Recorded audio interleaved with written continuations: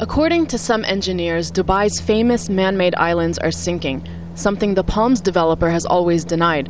But there's no denying Dubai's financial market is heading that way. Dubai World, synonymous with major property deals across the world, is taking a beating. 2 weeks after the initial bombshell that it was struggling with almost $60 billion of debt and asked for a 6-month grace period to pay, the bad news just keeps on coming. At the center of it, it's property developer Nakheel, famous for building man-made islands.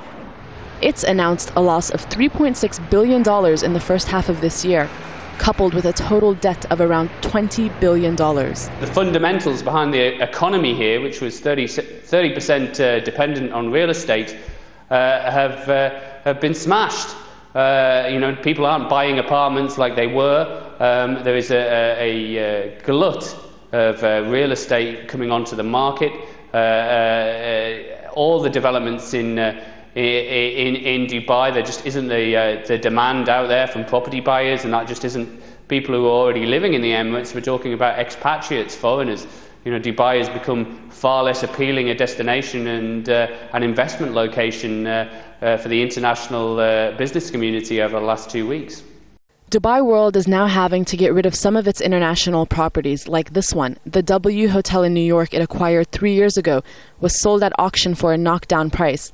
No surprise then that Dubai's stock exchange took another hammering. It's now down more than 20% since the start of this crisis. The market actually today took a nosedive, which was actually expected because we haven't heard any news. Usually what they say is no news is good news. Unfortunately, this is not the case for the DFM. The investors are basically waiting until they hear any good news about the negotiations that is going on right now between Dubai World and the creditors. Of course, so far we haven't heard anything positive, and to be exact, we haven't heard anything at all.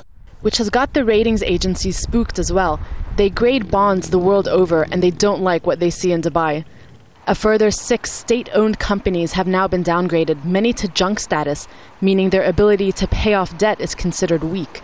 And they include another subsidiary of Dubai World, the ports operator DP World, which doesn't have debt problems, but it's just guilty by association. It's just an example of how money markets are losing faith in the Middle East's golden child. Renee O'Day, Al Jazeera.